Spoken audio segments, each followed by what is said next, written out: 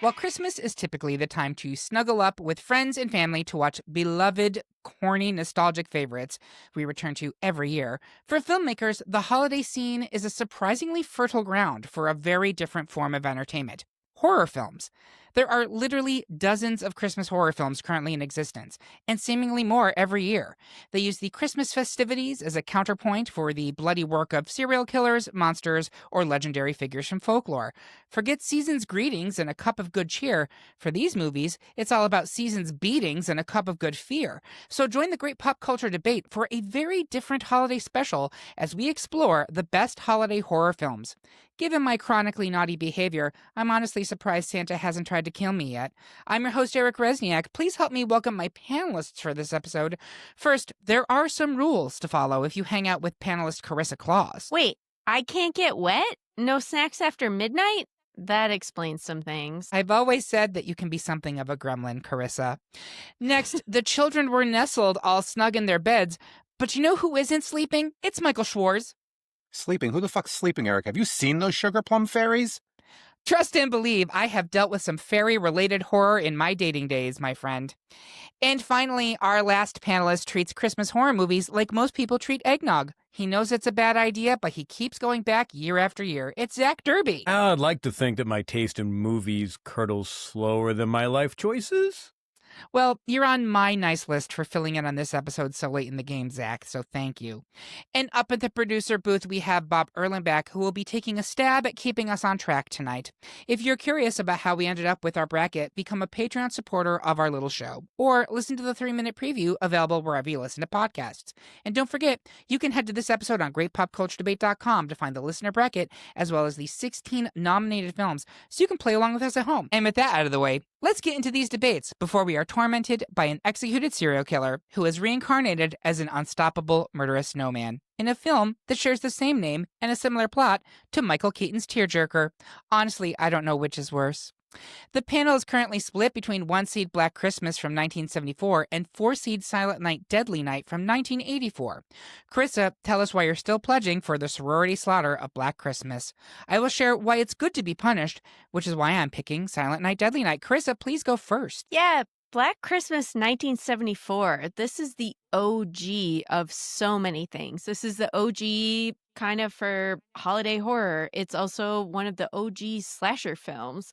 It is an urban legend adaptation.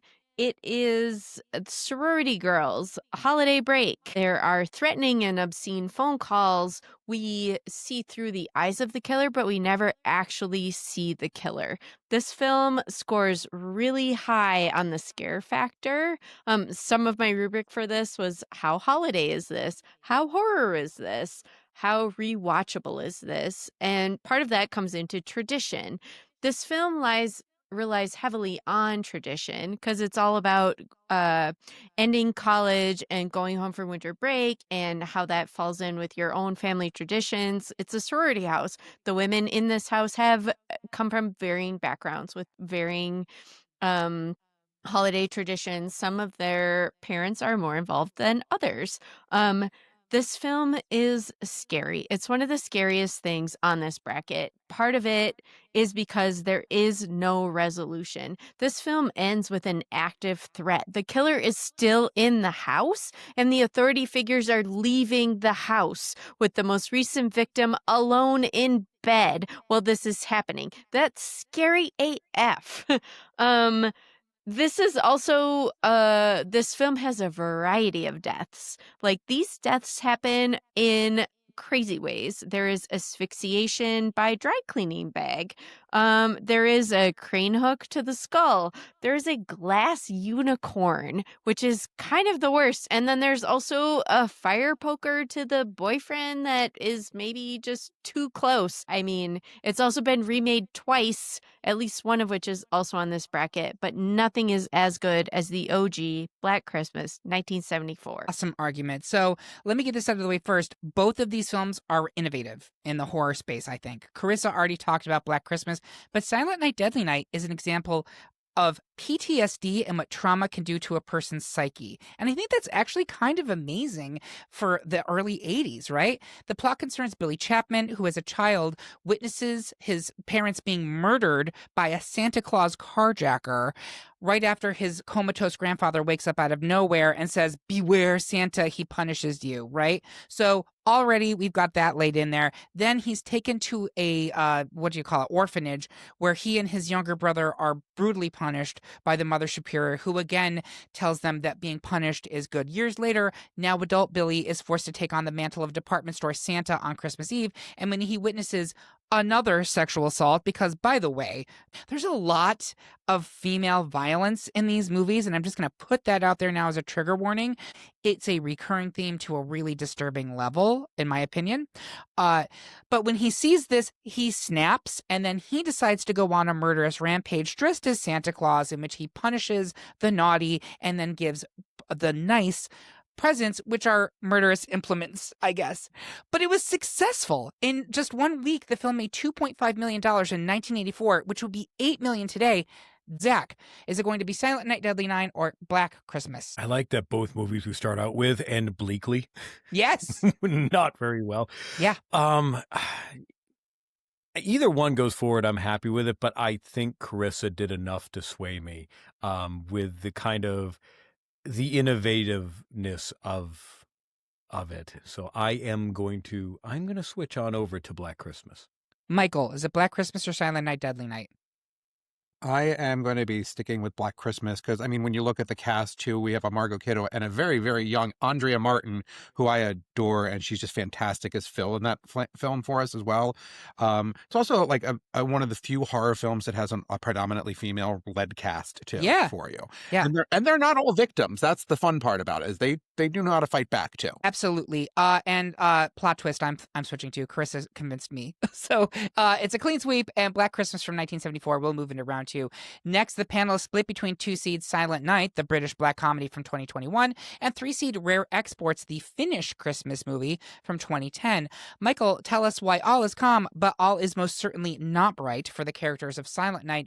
Zach, tell us why we really better watch out when the Santa from Rare Exports comes to town. Zach, please go first. All right, so Finnish movie. It did win the Best Motion Picture at the Sitges Film Festival back in 2010. Overall, pretty well received. 89% on the critics of Rotten Tomatoes, 70% audience likes it. And what I like about this film, with a lot of the other films that we're going to talk about, this doesn't just slap like tinsel on a slasher. This actually feels like Christmas throughout the movie. You know, it's got your snowy tundras, it's got reindeer, it's got advent calendars, it even has a child's belief in Santa. I mean, there's Christmas right there, before turning that belief into pure nightmare fuel. Yeah. So where most Christmas horror films go for like a killer Santa, Rare Export rewinds this back to a Finnish folklore version, a monstrous horned being that punishes naughty children, which we will see more of in future movies.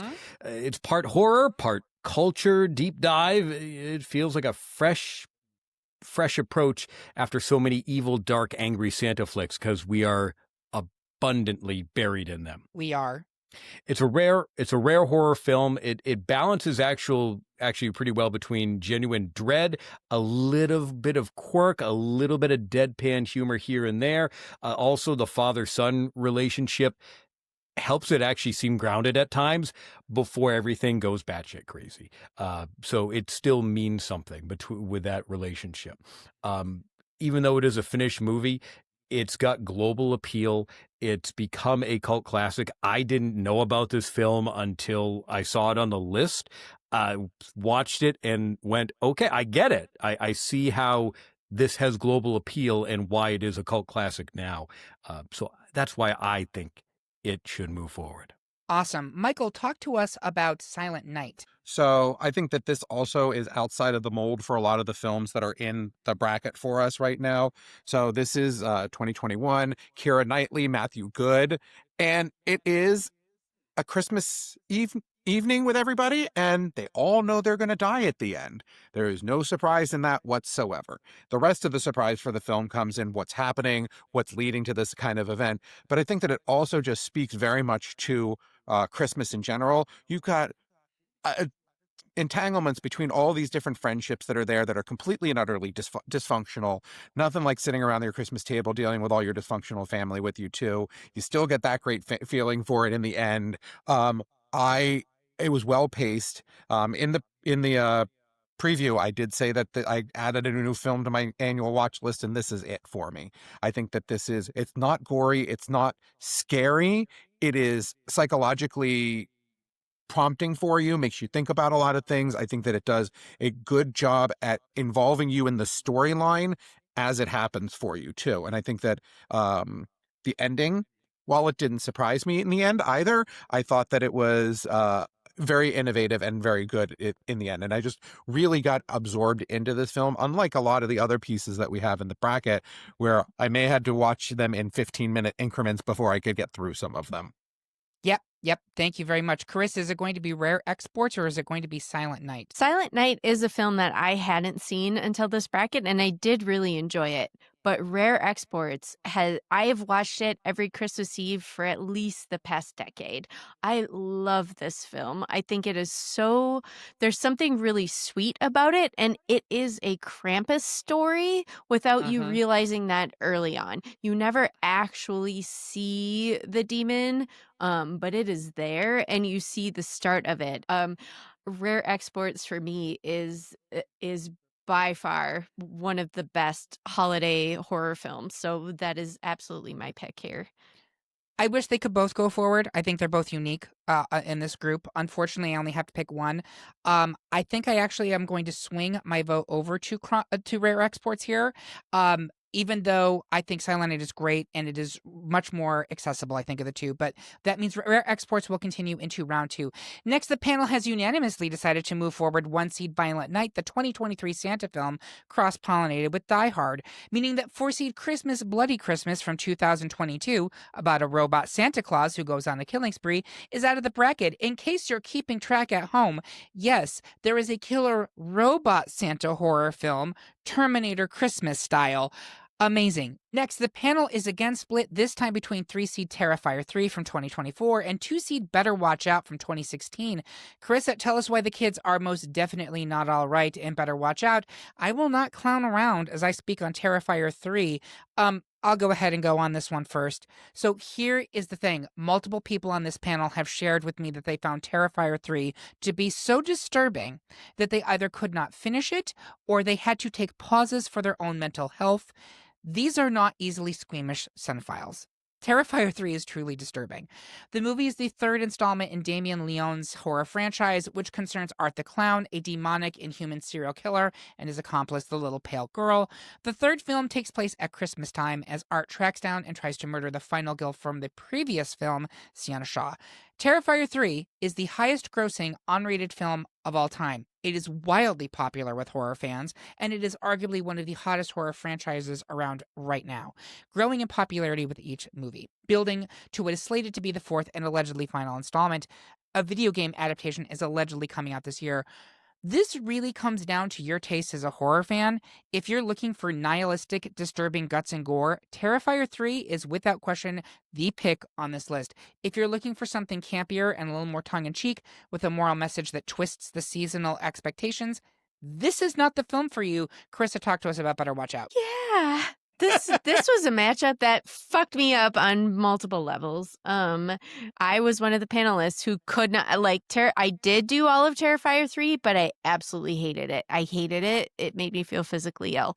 Better Watch Out is actually a pretty good holiday film. It just also messed me up in a different way because this one feels highly plausible. This is the story of a babysitter versus intruders, but then you find out that the intruders are not actually intruders. It is the incel, horny, sadistic preteens that the babysitter is babysitting who somehow get the upper hand and then do sadistic things to this woman and people who have the unfortunate, I don't know, who have been romantically linked with her. There's an ex-boyfriend thing and there's a current boyfriend thing, and it doesn't end well for any of them. There are rape threats, there is sexual assault, there's torture, physical and psychological here. Like, what messed me up is that this feels really, really feasible. It's also like the Home Alone horror, but in real time, like, and actually what that would do to a person. So I wouldn't vouch for any of these movies, but man, I'd rather rewatch Better Watch Out than Terrifier 3. Merry Christmas, everyone. Zach, where are you going here? Is it going to be Better Watch Out or Terrifier 3? Of all the films to match against each other, I know, you right? at least had these two, Yeah. so that we're screwed with having one of them move forward. Yes, correct. Better Watch Out. I'm going to stick with that one. Michael, is it going to be Terrifier 3 or Better Watch Out? I hated both of these films, honestly. I did not. Like, when you actually assigned me to debate one of these films when you did the original things, and I'm like, please don't make me do that, because I don't care about either of these films. I hated them both in the end.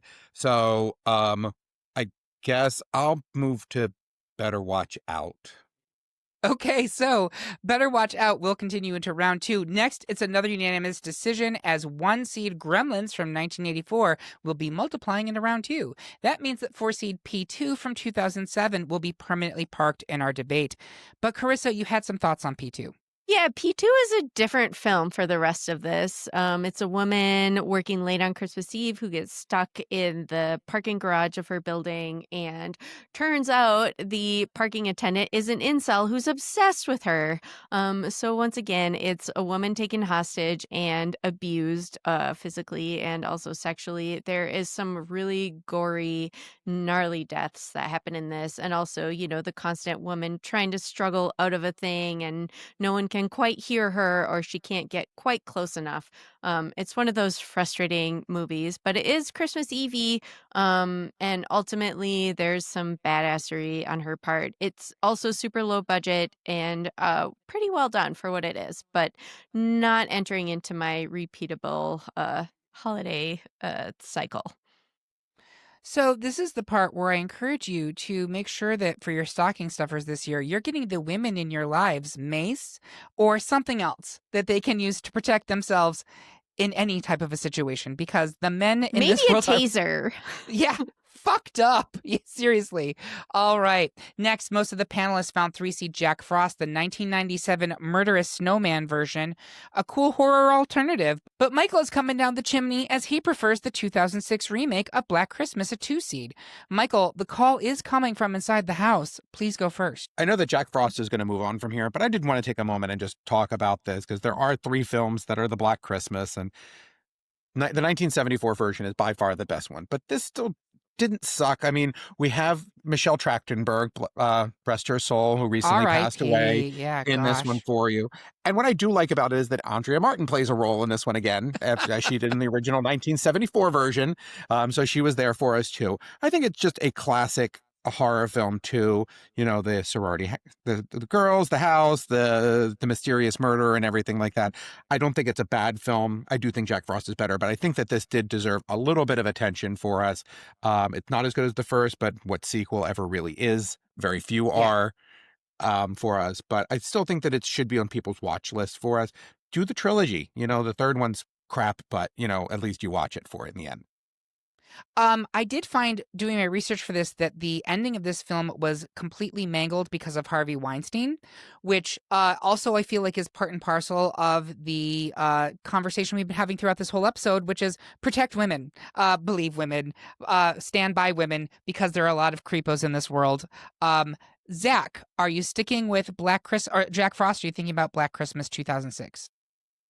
I will stick with Jack Frost at this point.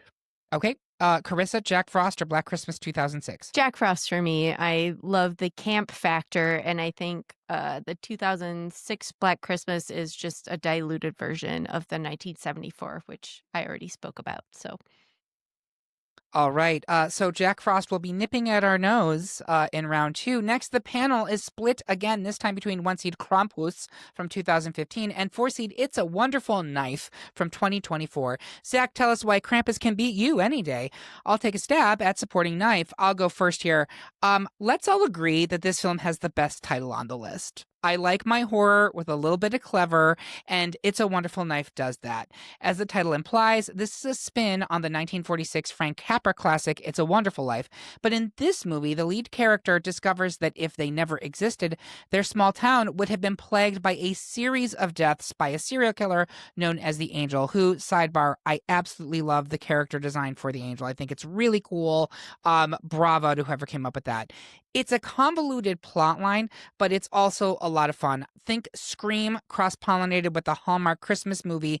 It has Joel McHale and it has Justin Long, who are the boldface names in the cast, but I just thought this was a fun alternative that harkens back to an actual Christmas classic and puts a modern horror spin on it. With that being said, Zach, few things are more classic in Christmas than Krampus, the reason for the season being hospitalization, but go forward.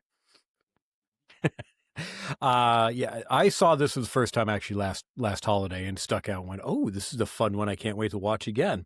And it does a wonderful, wonderful job that it blends Christmas and horror, which not all these films do. Some do it well, some don't. Starts as a nice, beautiful holiday comedy to bickering families, obnoxious in-laws, everything that we're known and love. And then it slowly curdles into a dark fairy tale all about punishment and belief. Or disbelief. You know, if Charles Dickens was possessed by a demon, this would be a Christmas Carol. That's what this would be. The monster design, mwah, amazing. Weta Workshop, same team behind Lord of the Rings, The Hobbit.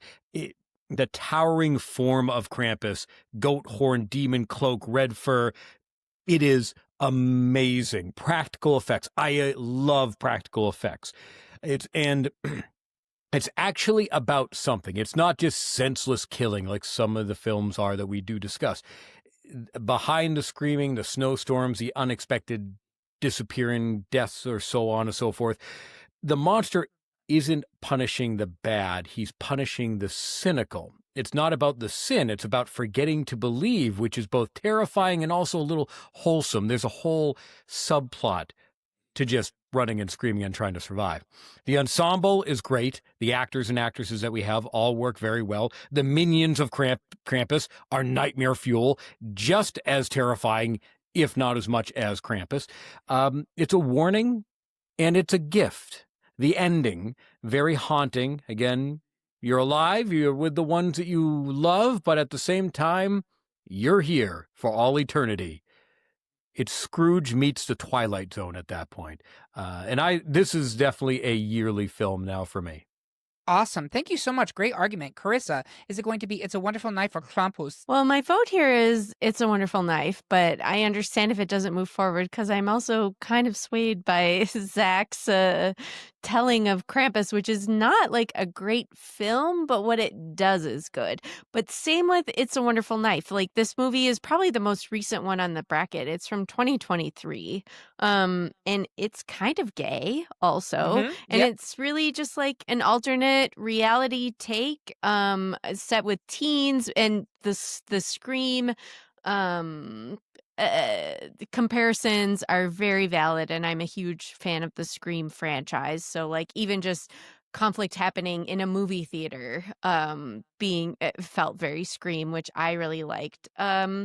Yeah, there's some twists and turns and it tells a classical story. So I will vote for It's a Wonderful Knife here, but I understand it's a lower seed and I'm not sad if Krampus moves forward. Michael, is it going to be Krampus or It's a Wonderful Knife? It is Krampus, because this is one of my favorite holiday horror films for you. This is been on my watch list for a decade since it came out in 2015. I mean, I love the fact that we have Toni Collette at her Martha Stewart best here for us, with Adam Scott as the beat-down husband, and then David Kushner and Conchata Ferrell as the Aunt Dorothy, who's your just biggest family nightmare. The cast is fantastic. Plus the story, I really enjoy. It really speaks. This is probably one of the most quintessentially actual Christmas films that we have in the list for us too. Awesome. So it will be Krampus moving forward. It is the 1 seed, whereas Wonderful Knife is the 4 seed. And so Krampus will move into round 2. Finally, in round 1, it's one more unanimous decision as 2-seed horror holiday musical Anna and the Apocalypse from 2017 will lumber forward in our bracket, meaning that 3-seed A Christmas Horror Story from 2015 is receiving only coal from our panelists. But Zach, you wanted to speak briefly on Christmas Horror Story. Yeah, because when you look up the poster, you go, "Oh, this is badass. We got Santa fighting Krampus. Oh, it's gonna be a throwdown." And then you were like, "Oh, it's an anthology. Fuck, I love Trick or Treat. Yeah." And then this film just did not deliver. It's got 4 different stories. They're okay. It's okay. That's what it is. It's not amazing. It's not great. Some of the stories are a little bit more interesting than others. I felt a little robbed because of the final story of what you think you're going to get. And then you're like, oh, that's okay. It's a twist, points for twist, but not what I anticipated. It's got William Shatner as a radio DJ, which is good for some people, and other people hate that. So if you like a DJ who speaks every word in his own sentence, it's good. So it's kind of like if you peek at your Christmas presents and then they go to somebody else. That's how this feels. Yeah. Yeah, it's being lied to. Okay, so with that being said, Anna and the Apocalypse will move forward, and that's the end of round 1. We're going to take a quick break to prepare for the zombie apocalypse with Anna. Warm up your vocal cords. We'll be right back. Happy holidays, listener! We hope you're enjoying this episode. If you want even more holiday-related debates, we've got a present for you. Over at greatpopculturedebate.com, you can find our holiday collection. We've got a dozen more episodes devoted to the sounds, scenes, and flavors of the season. We're talking Best Modern Christmas Pop Song, Best Christmas TV Special, Best Thanksgiving Side Dish, Best Holiday Film, and more. Unwrap them now at greatpopculturedebate.com under the episodes menu. Then leave a comment to tell us if our picks have been naughty or nice. And we're back for round 2 of our best holiday horror film debate. Before we get into the Elite 8, I'd like my panelists to share their social media accounts and what else they're working on. I'd like to start with Karissa. Yeah, you can find me on Instagram at Karissa Kloss. But if you actually want to converse with me, you should join our Patreon and become a part of our Discord, which is a really excellent place to hang out with very cool people. It's my favorite place on the internet. And what I'm working on, well, this is the time of year that I consider my Santa Clausing time. So I am heavily invested in holiday gift crafting at this moment. All secret and all wonderful things. Do you post them after the fact on Instagram so people can see the type of wonderful crafts that you make? Only a little bit. Sometimes it goes in my stories, and sometimes it's just very exclusive to the recipient. So you should follow along and see what happens this year. The Christmas magic. Thank you so much, Karissa. Michael, welcome back. It's so lovely to have you. What are your socials? What are you working on? So obviously, you can find me on Instagram at TheraxNYC. That's THERAXNYC for you. And outside of the podcast, my love is still the live reality game community for us. I'm big into the live reality competitions. I just competed in a City Quest, which was an amazing race style game here in New York for us. I've got a Traders game coming up in January in Columbus. I'm going to go out too. So lots of fun. And right now I am in the process of rooting on a number of my friends because I have about 6 people of my friends that are going to be on Squid Game The Challenge Season 2 for us this year. So I'm very excited to see how that all pops out for us. And they just released the first 13 minutes of the first episode. So definitely check that out. And shout out to all my friends that are going to be competing this year. That is so exciting. Thank you. And in case you don't know, Michael's day job is retail. So you want to talk about holiday horror stories. Nothing on this list, not even Terrifier 3, compares to what this man has to put up with. That's true. And I actually had a Karen today. Oh, geez. Well, there you go. Thank you so much for coming back, Michael. Zach, thank you for coming in at the last minute and helping us with this episode. You are awesome. Where can people find you? What are you working on? Let's see. You can always find me on the on the socials over at Twitter and Blue Sky at Zack Deuce. As for what we're working on, we wrapped up with Super Switch Club, going through Earthbound, where I didn't play it because I have an NES Classic, but they wanted me to read the manual, so that was fun because I had no idea what the hell was happening.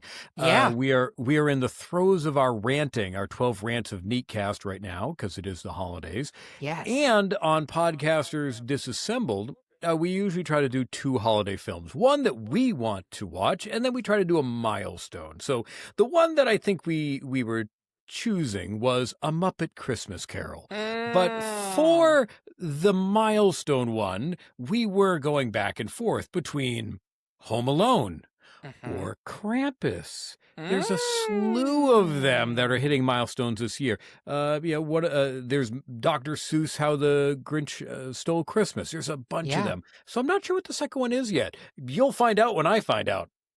Yeah, you should absolutely go check it right now. Go over and like the Podcasters Disassembled, subscribe to them. Subscribe to Super Switch Club, that's their video game one. Subscribe to Podcasters Assembled. They have so many things over at We Can Make This Work Probably Network. They're great friends of ours, and we're always glad to collab with them. So thank you so much, Zach.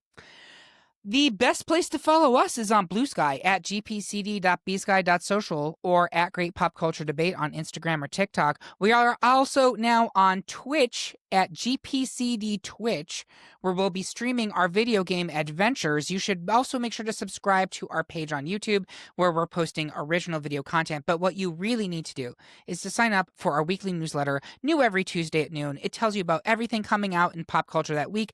Sign up by finding the link on this episode at greatpopculturedebate.com or via our link tree on any of our social media accounts. As I said in I think our Patreon special, we also have a slew of holiday episodes that you can find on our website, greatpopculturedebate.com. Go to the episodes. There's a subcategory that's just for holiday, and we probably have 12 or 13 different episodes just about Christmas, Christmas music, Christmas TV specials, Christmas movies. We don't usually do horror. We wanted to do some counter programming this year, but check it out. If you really love Christmas, we love Christmas, and there's going to be something there for you. Now, let's get into round 2, where we'll get into the Terrifier, which is what I call my cholesterol numbers once the holiday grazing begins. So I had no idea where round 2 was going. This is going to be very loosey-goosey. First up, it is Black Christmas from 1974, a 1 seed versus Rare Exports, a 3 seed. I'm going to start around the horn with Karissa. Where are you going here? For me right now, it's Rare Exports. Part of my rubric is how watchable this is and also how Christmas this is. I love the OG Black Christmas for what it is and what it does. I don't think it's necessarily a Christmas film. It's just happening at holiday break. Rare Exports is a thing of beauty for me. As I mentioned previously, like I watch this every Christmas Eve for at least a decade. I think there is horror here in that there is dread. It is a Krampus story without overtly saying it's a Krampus story. There's a lot of sweetness here. There's a lot of nostalgia. I just really, really love this film. So it's Rare Exports for me. Michael, is it Black Christmas or is it Rare Exports for you? I'm going to be sticking with Black Christmas this time around. I think that it's a great film. It really is the first really Christmassy horror film that we have on the list as well. And I think it's just a classic. Thank you. Zach, is it going to be Black Christmas or Rare Exports for you? I don't think it matters, but I was going to stick with Rare Exports. Just that spoke more to me about the holidays. I'm going to stick with Black Christmas here, and I'm doing it for the following reasons. Yes, the primacy argument, but we started this bracket with a lot of Santa slasher movies that have been winnowed down almost exclusively in round 1, and now there's really only one left. And you can argue that one coming up is, but Black Christmas from 1974, I think, is a great slasher movie, and I think it does things that this inspired Halloween. In case you didn't know that, John Carpenter's Halloween was inspired by Black Christmas. That's how important this is in the horror genre. So I'm putting it out there. It is the 1 seed, so it will continue to the final 4. We still have a Krampus movie in the Elite 8. You want to say something, Karissa? I just want to say, if you haven't seen Rare Exports and you're interested at all in this genre, please check it out. It's usually streaming on Canopy. It is really, really sweet, really wonderful. Don't let the subtitles, dissuade you. It's definitely worth your time.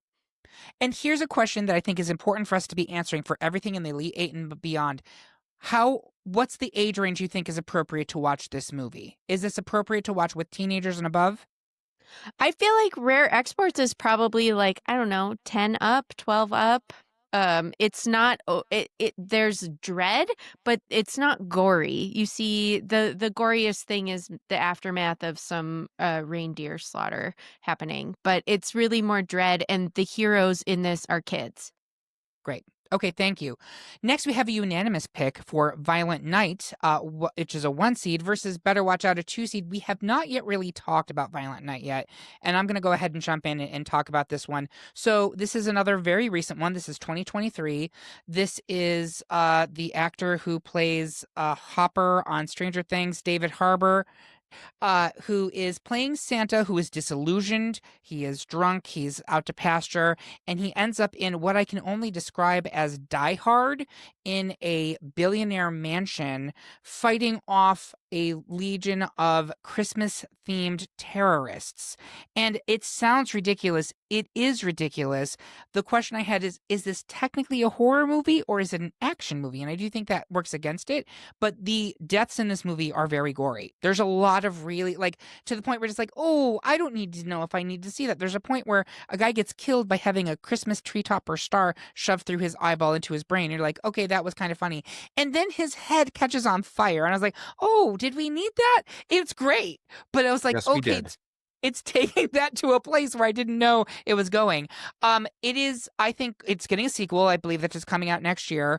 But I do think it is the right one here, and it will continue into the final four. In terms of age range for this one, I think you need to be at least a teenager to watch this movie. It's not for children. It's at all. Gremlins versus Jack Frost. Gremlins is the 1 seed. Jack Frost is the 3. We haven't talked about either of these movies. Zach, talk to me about where you're going here. I mean, I love both these films. The campiness of Jack Frost is great. I knew people that worked in the video rental store, and they would switch Jack Frost with Jack Frost, and boy, the stories you'd hear about that later. It's all about a crazy killer snowman. There is how do I say this? A particular point with Shannon Elizabeth of American Pie fame that happens, which is a bit, it sticks out as something that happens, and then you go, oh, that's the carrot's missing, and then you piece it all together, and it's a bit disturbing. It is straight horror, but Gremlins is far better of a film compared to this. This is campy gore, stupid horror, but Gremlins is better. Michael, is it going to be Gremlins or Jack Frost for you? Gremlins, classic for me. Give me some Gizmo every time. Give me some Mogwai. I'm a happy camper. I'm a child of the 80s, and I love me some Gremlins. Karissa, is it going to be Jack Frost or Gremlins for you?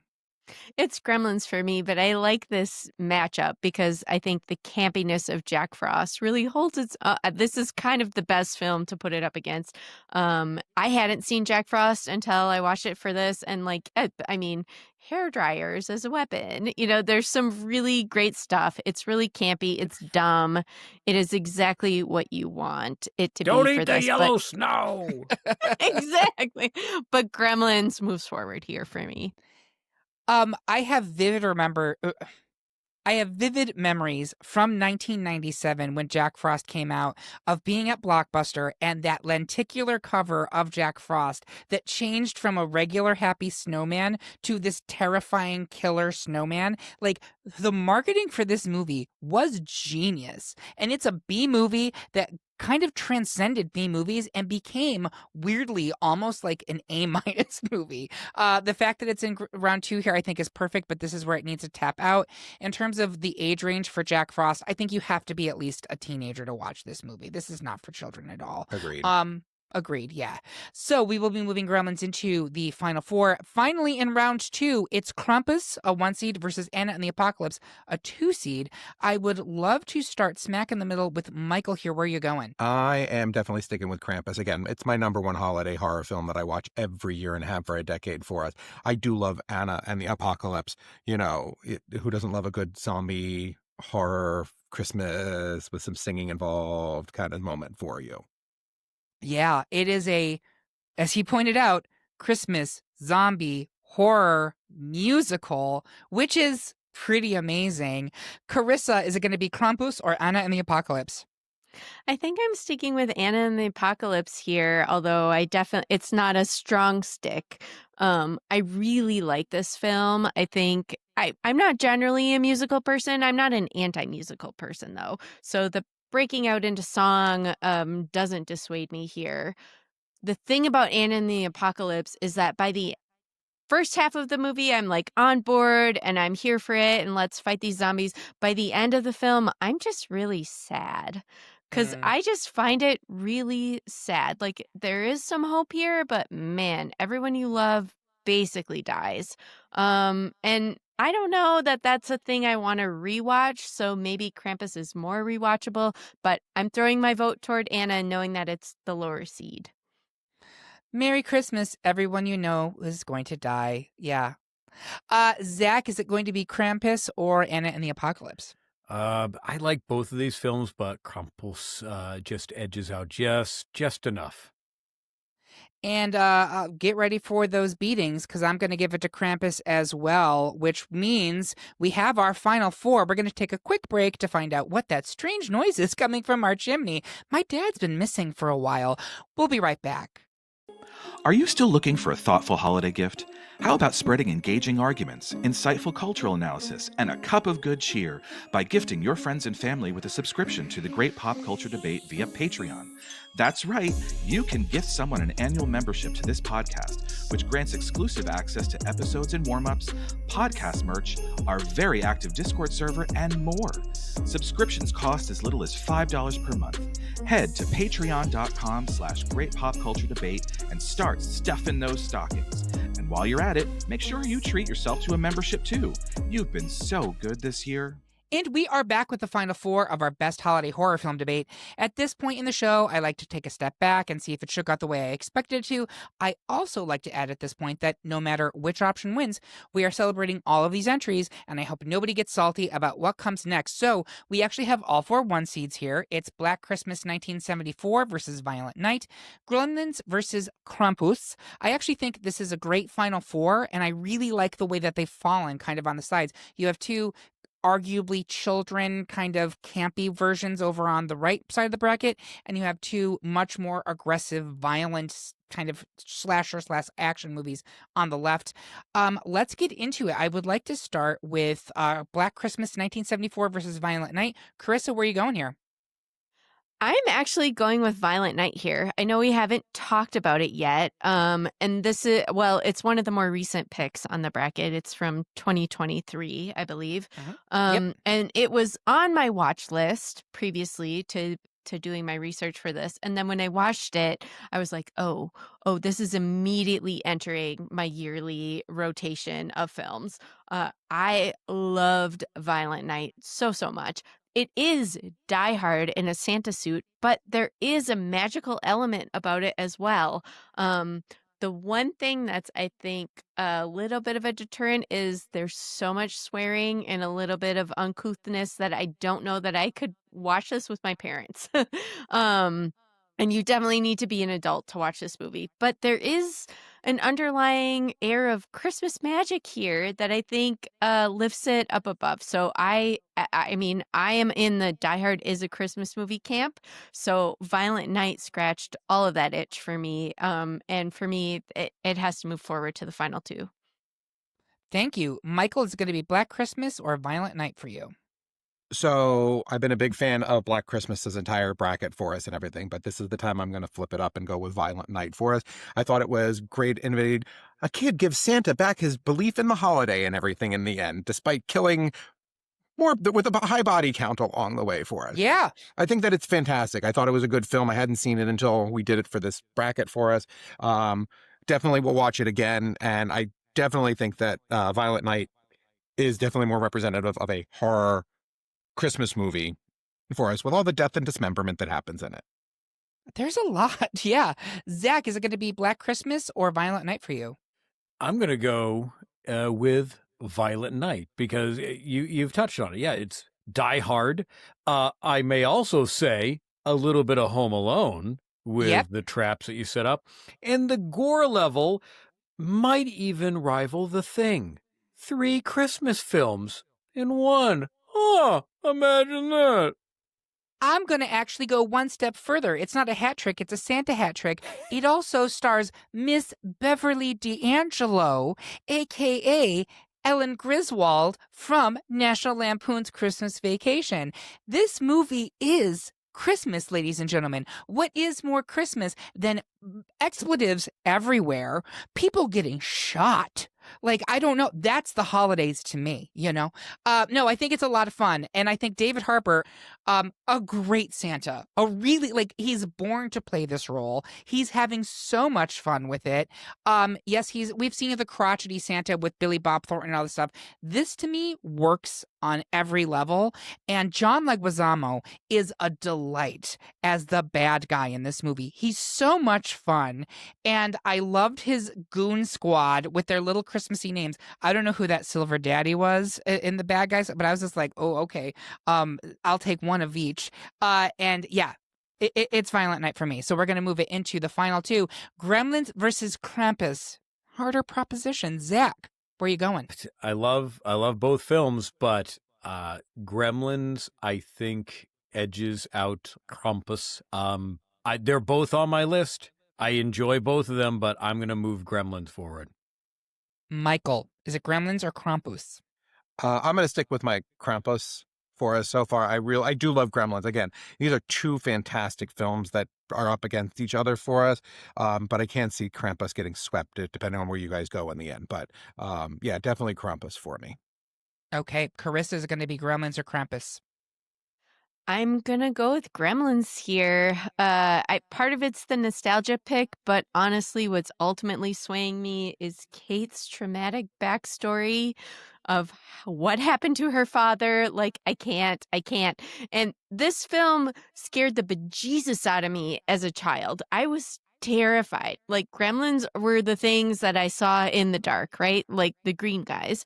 But man, as an adult rewatching this, and I've seen it more times than I've seen Krampus, and rewatchability is part of, because that's tradition, right?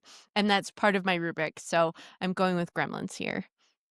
So I was a little bit torn on this because I was like, how Christmassy is Gremlins as a movie, really? How integral is Christmas to the plotline? You could argue that it's merely set at Christmas, and therefore, whereas Krampus is like about Christmas and folklore and all that stuff. But then I realized the whole movie kicks off because of a Christmas gift. Like, there would not be a movie if it wasn't Christmas. Like, that's the whole, like, start of the film. So that kind of does it for me. I don't think it matters here because I'm pretty confident that Gremlins was the higher of the seeds between Krampus and Gremlins. But I want to, like Kate and her tragic backstory with her father, I'm going to tell you about the tragic backstory I have with Krampus. So in case you don't know, many moons before this podcast, when I lived in Rochester, New York, I actually put on an event called Breakfast with Krampus. I was a newspaper editor at the time, and every year there would be dozens of Breakfast with Santas everywhere. And at this point, Krampus was just starting to become part of the cultural zeitgeist, right? And so I was like, what about Breakfast with Krampus? What would that look like? And so I got all of my friends and artists that I could find in Rochester. We called them the Cramplings. And we put on a fundraiser where we took over the local community center on a Saturday morning. We had all these different artisans from the town come and sell their goods. It was completely free. They did various like Christmas themed stuff. And we told people, come and bring a gift to donate to a local children's hospital, and Krampus will judge your gift. And if he likes it, you get a free breakfast. And if he doesn't like it, he will beat you. And so we had my mother make a Krampus costume. I will have photos of this on the website. My older brother, Brian, was Krampus. He had a stick, and the people would come and present their gifts. And we had like hundreds of people come, at least 100 come and present their gifts unwrapped to Krampus. He would judge them, and he would beat them with his stick if he didn't like them. And at the end of it, we literally did donate at least 100 toys to 3 different local children's hospitals in Rochester. It was a wonderful event. Krampus has a very special place in my heart. I miss doing this event. I moved away from Rochester the year after. But all that to say, Gremlins will continue into the final 2, which is to say we have a final 2 of Violent Night versus Gremlins. I'm going to start in the middle of the pack with Michael. Where are you going? Gremlins. Zach, is it going to be Gremlins or Violent Night? Violent Gremlin Night? Yes, I mean, accurate. Gremlins. I will go with Gremlins on this. Karissa, is it going to be Gremlins or Violent Night? I'm going to actually sway this toward Violent Night because it's the newest addition to my repertoire and I really loved it. I've seen Gremlins a lot and I like it, but also the childhood trauma it inflicted on me. Violent Night, I'm old enough that it can't. So I'm going with Violent Night here, but I am not mad about who wins this. Christmas is about childhood trauma in one way or another. It is that gingerbread feeling. It is as integral to the season as sugar, spice, and everything nice. With that being said, I am going to vote for Gremlins as well. So there you have it. Our pick for the best holiday horror film is Gremlins. Do you agree? Do you think Krampus should be taking us down to hell with him? Tell us how you really feel by leaving a comment on this episode at greatpopculturedebate.com or find us on Blue Sky or Instagram. While you're there, make sure you subscribe and follow the podcast. You can hear about what new debates are coming soon, vote in open polls, and even decide which topics we tackle next. I want to say thank you to my panel. It is always a wonderful time celebrating Christmas with you, even when we're talking about death and dismemberment. And thank you for listening. If you loved what you heard, please consider supporting us on Patreon, where you can get even more exclusive content and you get episodes a whole day early. Consider it a Christmas gift to yourself, and it pays back all year long. We hope you have a good one, and remember, everyone is entitled to their wrong opinion. Merry Christmas, everyone.